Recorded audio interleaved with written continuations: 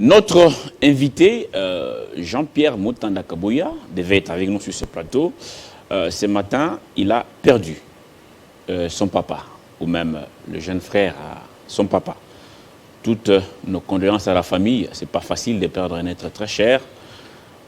Beaucoup de courage, c'est le chemin de nous tous. Et chacun ira à son heure. Oui. Beaucoup de courage et à la famille. Mais sur ce plateau avec nous, déjà, Freddy Mukendi, cadre de l'IDPS. Il est dans l'Union sacrée. Bonjour et bienvenue. Bonjour Crispin. Merci beaucoup. Je profite aussi de l'occasion pour présenter mes condoléances à M. Jean-Pierre. Beaucoup de courage à lui. En tout cas, c'est arrivé avec vous ce matin. On va aborder l'actualité. Vous savez que le secrétaire d'État américain est arrivé à Kinshasa hier. Ce matin, il doit déjà se rendre à Kigali pour le même travail. Il y a des tensions entre Kigali et Kinshasa. Les M23 soutenus par les Rwandais pointés du doigt par les experts de l'ONU à travers les rapports. Les Rwandais agressent le Congo. Mais on ne sent pas cette condamnation directe. Les uns et les autres jouent au double jeu. Comment avez-vous apprécié déjà ce qu'a dit Blinken hier, non seulement au président Tshisekedi, mais aussi lors de cette conférence de presse animée aux côtés de Christophe Lutundula? Bon, merci Crespin. Moi, je pense que nous, Congolais, on ne doit pas attendre que les Américains puissent condamner le Rwanda pour qu'on soit content, parce que nous-mêmes, nous condamnons déjà le Rwanda pour cette agression qui est une violation du droit international. Vous savez, dans le langage diplomatique, c'est pas aussi facile de dire à haute voix que nous condamnons tel pays, parce que en diplomatie, on dit doucement, de manière à faire bien à l'oreille, des choses que l'on pouvait dire de manière trop crue. Mais rappelez-vous que les États-Unis, c'est parmi les grands partenaires des Nations Unies. Lorsque un groupe d'experts fait un rapport qui indexe clairement le Rwanda comme le pays qui soutient les M23, et que le secrétaire d'État américain vient en RDC lors du point de presse, affirme soutenir l'intégrité territoriale de la RDC et demande non seulement au Rwanda, mais à tous les autres pays voisins d'arrêter les soutiens au M23. Pour moi, c'est une manière de condamner. Parce que condamner et ne pas demander l'action, ça ne vaut rien dire. Parce que nous n'avons pas besoin que les États-Unis condamnent le Rwanda. Nous avons besoin que le Rwanda cesse son soutien au M23. Les autres pays voisins qui soutiendraient les groupes armés qui tuent les Congolais puissent cesser. Et en ce moment-là, nous, on va nous retrouver dans la paix totale. On aura l'occasion de pouvoir travailler pour développer notre pays. Ce n'est pas une première. Vous avez suivi M. Lacroix, les numéros de l'ONU étaient ici, les rois belges étaient ici, en Belgique. Il a dit le Congo doit défendre son intégrité, le Congo a droit à la paix, surtout les populations qui sont dans l'Est du pays. Est-ce que ce ne sont pas des discours pour endormir les Congolais? Parce qu'on parle toujours apaisement, amélioration, relation, des escalades. C'est comme des messages pré-enregistrés, ou même les messages qui répéteraient des perroquets, mais parfois qui viennent juste pour endormir les officiels congolais. Alors que le M23 est toujours à Bunagana, les jours passent, les semaines passent. Est-ce que les Congolais qui sont à Bunagana peuvent être fiers de nous autres Congolais qui sommes dans des bureaux climatisés à Kinshasa?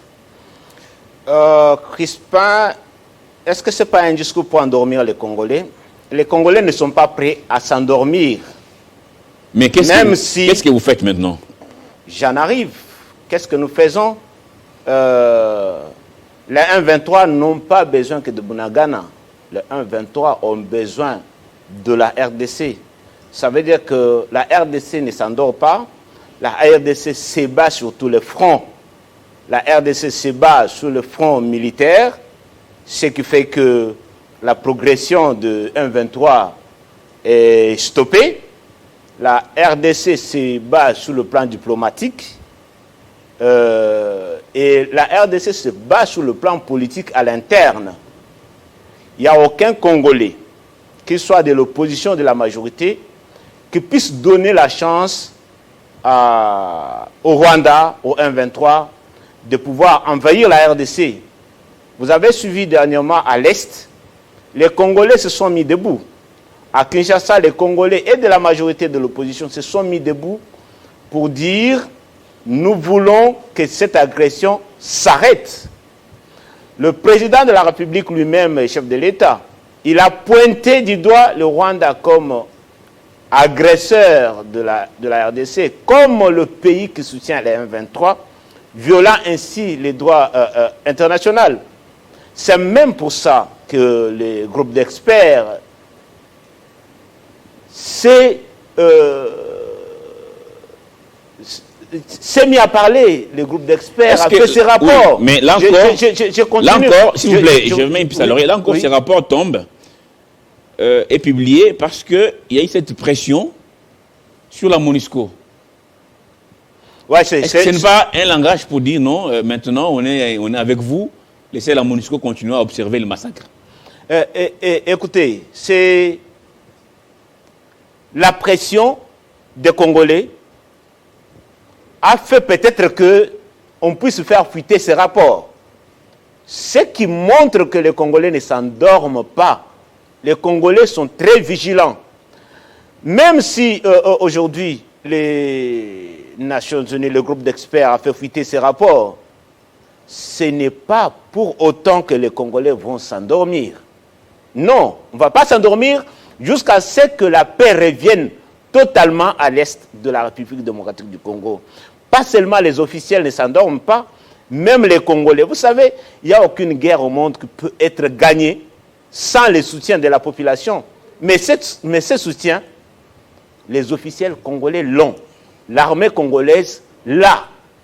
Donc, les États-Unis, la Belgique, les Nations Unies avec la Croix, ils ont dénoncé, ils ont demandé que le Rwanda arrête son soutien au M23.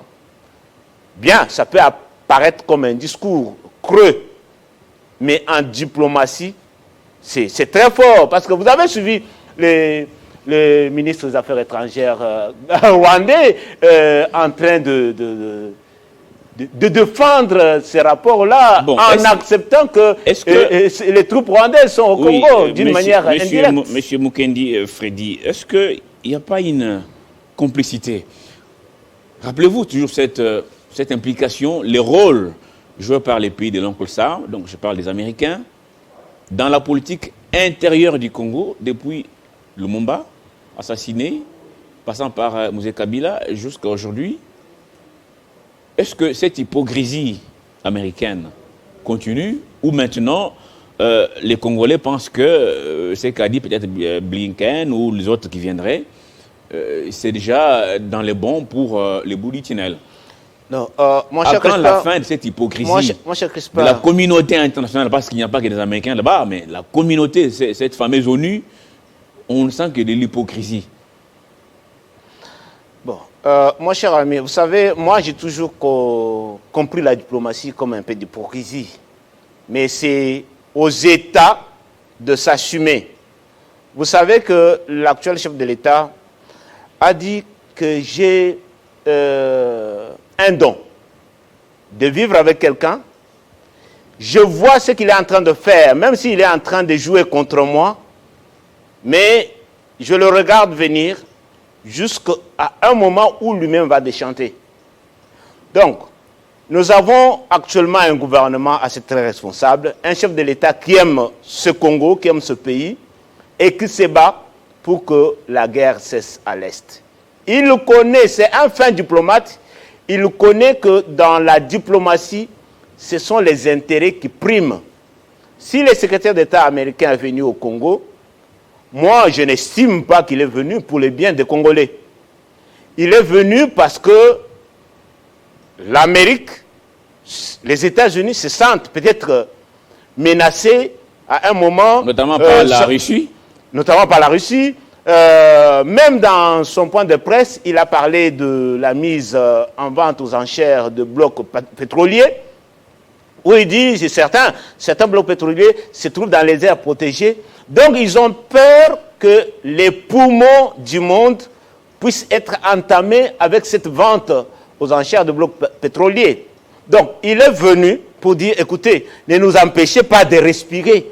On peut avoir de l'argent, on peut avoir des armes, on peut avoir... Mais si nous n'avons pas l'oxygène, on ne peut pas bien respirer, chers Congolais. Donc, c'est quand il vient avec ses intérêts des États-Unis, que le Congo lui dit, bien sûr, nous sommes d'accord avec vous, mais voilà, pour que nous puissions répondre à votre demande, voilà vous aussi, les Américains, ce que vous devez faire pour la RDC. Aidez-nous à arrêter ce soutien de Rwanda, derrière lequel beaucoup de pays occidentaux sont. Arrêtez ce soutien de Rwanda au M23. Aidez-nous d'arrêter les incursions de voisins dans notre pays. Vous parlez de l'aide, de la diplomatie. On a vu le président Tshisekedi visiter tous les 9 voisins. Autant de voyages à travers le monde, dans des salons diplomatiques, des accolades, ça ne manque jamais, des sourires aux lèvres. D'ailleurs, les multiples voyages lui ont même attiré des pluies de critiques, comme quoi il gaspillerait, n'est-ce pas, l'argent du trésor en faisant des voyages qualifiés, d'improductifs. Est-ce qu'aujourd'hui, la RDC a un seul partenaire fiable avec qui collaborer? En diplomatie, de partenaires fiables n'existe pas. Ça, c'est mon opinion. Le partenaire est celui qui répond à vos exigences en ce moment-là et pour qui vous répondez à sa demande. Supposons aujourd'hui que les États-Unis demandent que certains blocs pétroliers qui se retrouveraient dans les aires protégées ne soient pas mis en vente. Très bien, nous sommes d'accord. Nous ne mettons pas ces blocs pétroliers en vente. Qu'est-ce que les Congolais ont en retour? Voilà, nous envoyons les investisseurs qui vont investir par exemple dans l'agriculture. Nous envoyons les investisseurs qui vont investir dans l'agroalimentaire. Et ces investisseurs vont engager les Congolais et les Congolais vont oublier cette partie de blocs pétroliers qui pouvaient générer des emplois pour eux. Est-ce qu'il y a des partenaires fiables? Il y a les institutions de Bretton Woods qui appuient le pays. Mais aujourd'hui, demain, pour les intérêts des uns et des autres, ce partenariat peut faillir. C'est pour ça que nous, la RDC, nous pensons qu'il faut compter beaucoup plus sur nos efforts personnels. Il faut compter sur la RDC. Mais comment compter, survivre? Oui, comment compter sur la RDC lorsque il y a des fissures à l'interne? Parlons-en tout de même. À l'interne, on ne fait pas bloc. Vous avez vu qu'un peuple uni, un peuple soudé à l'interne, peut résister devant n'importe quelle armée du monde. Regardez les talibans, les Américains sont partis, ils ont laissé toute la logistique derrière. Les Congolais sont très unis. Avec cette fissure à l'interne, des interpellations, des accusations à longueur de journée, ces jets des saute, n'est-ce pas? Est-ce que ça va nous faciliter la tâche? Pourquoi est-ce qu'on n'approche pas les uns les autres pour dire la nation est en danger? Tout ce que nous pensions comme amis du Congo, y compris d'ailleurs la Chine qui est omniprésente dans nos mines à travers les pays, la Chine, il n'y a pas longtemps, s'est abstenue pour voter en notre faveur à l'ONU par rapport à cette affaire de l'embargo sur les armes. Même si on vient nous, voilà, un peu, pourquoi ma faute, tout ça, non, c'est pas l'embargo, écoutez, notification. Bon, nous on comprend les langages. Mais même la Chine, pourquoi on ne rentre pas à l'interne pour dire, messieurs, mesdames, mettons l'eau dans notre vin, la nation est en danger, faisons bloc, hein, et puis sauvons les meubles, sauvons la nation. Mon cher Crispin, moi je ne suis pas d'avis qu'il y a des divisions à l'interne. Le Congolais est uni. Il est uni, mais comme tout pays en démocratie, il y a l'opposition, il y a la majorité au pouvoir. Et nos démocraties encore jeunes, l'opposition pense que pour se faire entendre, il faut critiquer toutes les actions du gouvernement, même si ce sont des actions salutaires pour les peuples pour lesquels, au nom desquels nous parlons. Les Congolais sont unis autour de l'intégrité territoriale de ce pays. Il n'y a aucun Congolais aujourd'hui qui soutient le Rwanda, qui soutient l'agression contre la RDC. Vous l'avez vu à l'Est, vous le voyez à Kinshasa et à travers le pays, des marches de soutien au FRDC. Vous avez vu les amis de l'Est s'élever comme un seul homme. Parmi les manifestants là, il y avait des manifestants de la Mouka, il y avait ceux de l'UDPS, il y avait ceux de la société civile, il y avait... Donc, nous étions un pour dire, le porte-parole de la MONUSCO, ce qu'il a dit est contre la République. La manière dont la MONUSCO travaille ne nous prouve pas que la MONUSCO soutient la République dans cette lutte contre l'agression de la RDC par le Rwanda. Et pour cela, nous disons non à la présence de la MONUSCO. C'était toute tendance confondue qui s'est levée. Mais quand vous parlez des arrestations, ça et là, les arrestations, c'est dans tous les pays du monde. C'est pour ça que les pays sont organisés par les lois, pour que chacun respecte ses lois. Et lorsque vous allez en dehors des lois que vous êtes même convenus de vous gérer, on doit vous mettre à côté. C'est l'état de droit pour lequel vous, journalistes, les ONG des droits de l'homme, les opposants se sont battus. Se sont battus pour que ce pays soit un pays d'état de droit où il n'y a pas de plus fort. Un pays dans lequel il y a... Un état de droit à deux vitesses, ça pose problème. À deux vitesses, c'est vous qui le dites. Parce que j'ai vu le directeur de cabinet du chef de l'État être arrêté. J'ai vu le conseiller spécial du chef de l'État, il est en prison aujourd'hui.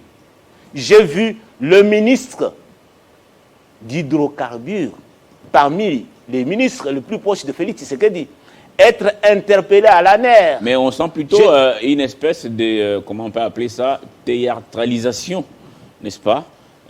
Puisque ça fait du bien. Suivre, ça c'est le langage des opposants. Ça fait du bien. Non, moi je ne suis pas opposant, je suis journaliste. Oui, c'est ça ce que j'ai dit.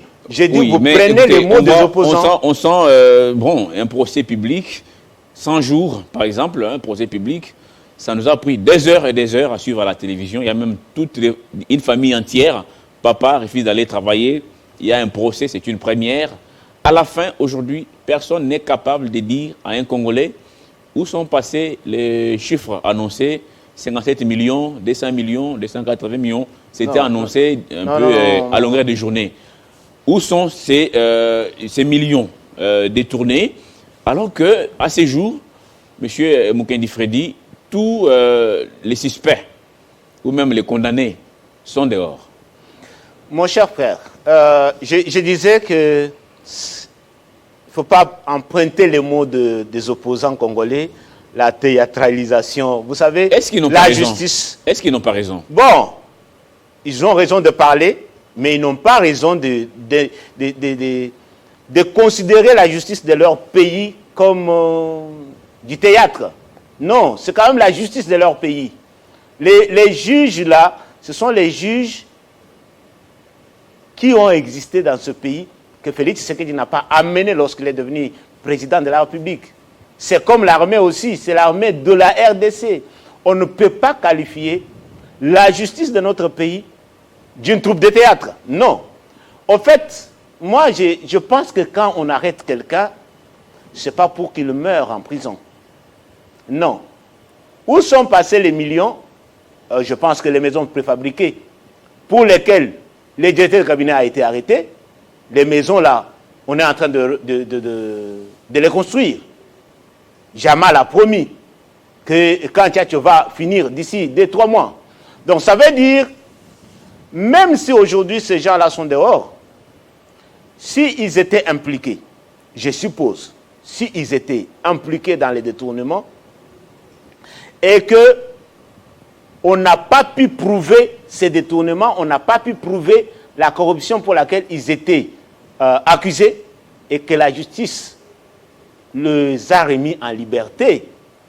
Rassurez-vous, mon cher, que c'est 1 an, c'est 2 ans passés en prison, ce n'est pas une vaine histoire. Je ne pense pas qu'aujourd'hui, si Vital Kamerhe, on lui donne un projet à gérer dans ce pays, il va faire des choses de la manière qu'il a faite lors du procès 100 jours. Peut-être, je ne dis pas que lors de ce projet, il a forcément détourné ou il a été corrompu, mais peut-être qu'il a fait des choses de manière maladroite qui ont fait qu'il se retrouve en prison. Parce qu'aujourd'hui, Vital Kamerhe est lavé par la justice, nous supposons qu'il n'a commis aucune infraction. Donc, parce que il n'y a que la justice. Non, je dis, selon la justice. Selon vous, tous ceux qu'on arrête finissent par être les Maboko Pembe à la fin, parce que tous ceux qui sont partis, il n'y a pas que ces procès 100 jours. L'exemple sont les gens, ils sont partis, ils sont sortis. Nous avons même vu l'autre faire un signe comme ça, des victoires, quittant la prison, alors qu'il était censé justifier les fonds Covid ou quoi, c'est pas. Ça fait mal à certains, parce qu'on ne sent pas réellement cet état de droit. Crispin, aujourd'hui, comme nous faisons l'émission ici, on t'interpelle, que tu as insulté lors de ton émission une certaine autorité. Allez, on vient, on t'invite, tu viens là-bas, on te mappe, tu vas en prison. C'est pour autant que tes avocats ne vont pas se mettre à te défendre, à apporter des preuves que Crispin Tchibi n'a pas insulté l'autorité en question. Tu passes là-bas 5 jours, 10 jours, après la justice trouve que non, en fait, elle n'est pas en possession de preuves pour condamner Crispin Tchibi Ngouboula. Et on te libère, ça fait un problème. Non, la justice fait son travail, les juges, ce sont eux qui ont appris les droits, ce sont eux qui savent qui a tort, qui a raison, grâce aux preuves que celui qu'on a accusé apporte, et celui qui a accusé apporte. Moi, je pense que j'étais de ceux qui n'étaient pas très contents de la libération de gens qui étaient dans ce procès. Mais que suis-je si la justice aujourd'hui dit que il n'a pas trouvé de preuve que telle personne peut être condamnée pour la corruption, telle personne peut être condamnée pour les détournements. Que suis-je? Je pense que nous devons respecter notre justice, parce qu'aujourd'hui c'est Vital Kamerhe, c'est Jamal. Demain, ça peut être toi qui peut être accusé. Moi, je viendrai te défendre. J'ai dit non, mais j'étais avec lui dans l'émission. Je témoigne en faveur de Crispin. Espérons que vous avez les notions en droit pour défendre qui que ce soit. Alors, je peux témoigner comme témoin. Très bien. On va chuter. Revenons à cette cohésion interne évoquée ici par plusieurs analystes comme la seule voie des sorties. En tout cas, si nous voulons vraiment barrer la route à tous ses ennemis, le Congo est très riche. Le Congo ne sera pas en paix tant que les Congolais ne sont pas unis autour de cet idéal commun. Vous l'avez dit, c'est vrai, il y a des manifestations, mais comme leader d'opinion, il faut créer cette cohésion à l'interne. Vous êtes le leader PS aujourd'hui au pouvoir. Quand est-ce que vous allez tendre la main, normalement, à ceux qui ont connu cette belle expérience? Vous savez, les M23 a été défait en 2013. L'armement récupéré, M23 revenu, vous avez suivi Bintou Keïta aux Nations Unies vanter cette logistique de ces criminels comme même dépassant celle de la MONUSCO. Quand est-ce que cette démarche sera faite finalement pour créer ces blocs espérés par plusieurs analystes qui passent notamment sur ces plateaux? Mon cher Crispin, la RDC n'est pas gérée par l'UDPS seul. Rappelez-vous que le chef de l'État, président de la République, Félix Antoine Tshisekedi, a appelé tout le monde aux consultations. Il a appelé même son prédécesseur. Il a appelé les opposants, Martin Fayoulou, Jean-Pierre Mbemba, Moïse Katumbi. Il les a appelés à l'unité, à l'union pour que nous puissions gérer le pays, développer ce pays pour l'intérêt des Congolais. Ceux qui ont accepté, est-ce ils sont venus... Est-ce que tous avaient reçu une invitation? Je ne fais pas partie du protocole, mais je sais que le président de la République a appelé, même dans le média, tous les Congolais, tous les leaders politiques de la RDC à s'unir à lui pour que l'on puisse travailler pour l'intérêt du pays. Dans les consultations, la question de l'Est était aussi ressortie. Les stratégies ont été prises avec tous les leaders d'opinion, tous les leaders politiques de la RDC. Qu'est-ce que l'on peut faire pour que la RDC, pour que l'Est du pays puisse recouvrer la paix? Parce que nos frères qui sont à l'Est n'ont pas besoin d'à manger, n'ont pas besoin d'habits, n'ont pas besoin de l'éducation. Leur priorité, c'est la paix. Et dans ces consultations, il y a des Congolais qui ont accepté d'accompagner les chefs de l'État et ils sont en train de faire un bon nombre de chemins vers cette paix. Parce qu'au fait, il faut reconnaître qu'en 2019, 2020, nous ne sommes pas dans la même situation.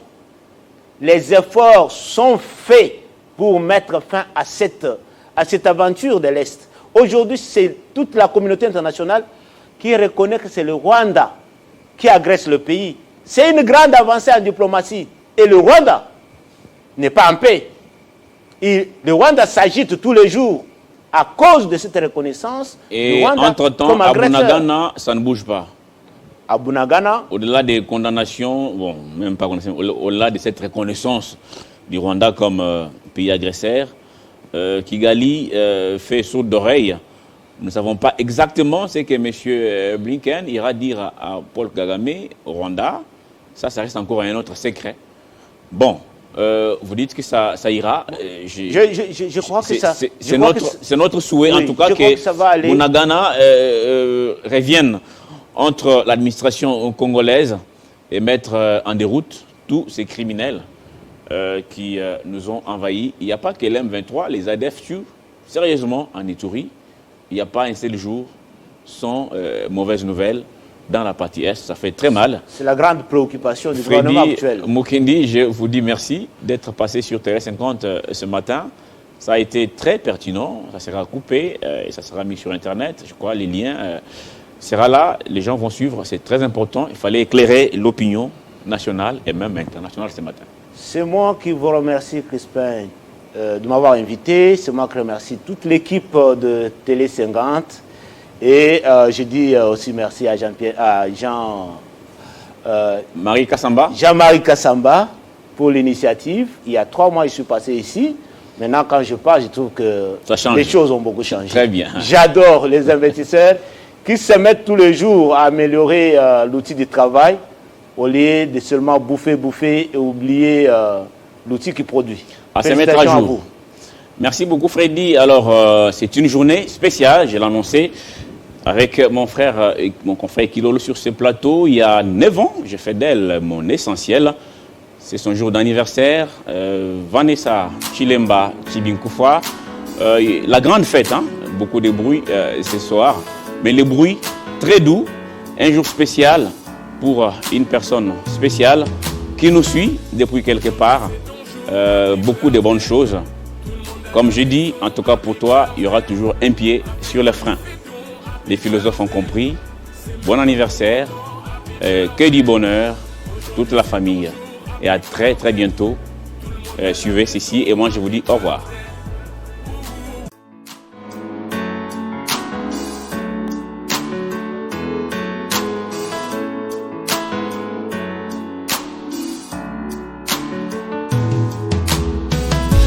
Aujourd'hui c'est ton jour, happy birthday.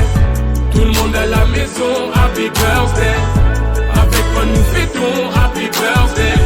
C'est maintenant ton moment, happy birthday. Aujourd'hui c'est ton jour, happy birthday. Tout le monde à la maison, happy birthday. Woo woo woo woo, happy birthday. Woo woo woo woo, happy birthday. Personne ne peut oublier, c'est pas juste pour les billets. Aujourd'hui c'est ton jour, c'est ton meilleur jour pour briller. Il faut chanter, faut crier, il faut danser, faut prier. Aujourd'hui c'est ton jour, des messages d'amour par milliers. Et t'auras toute la nuit, et plus rien ne compte.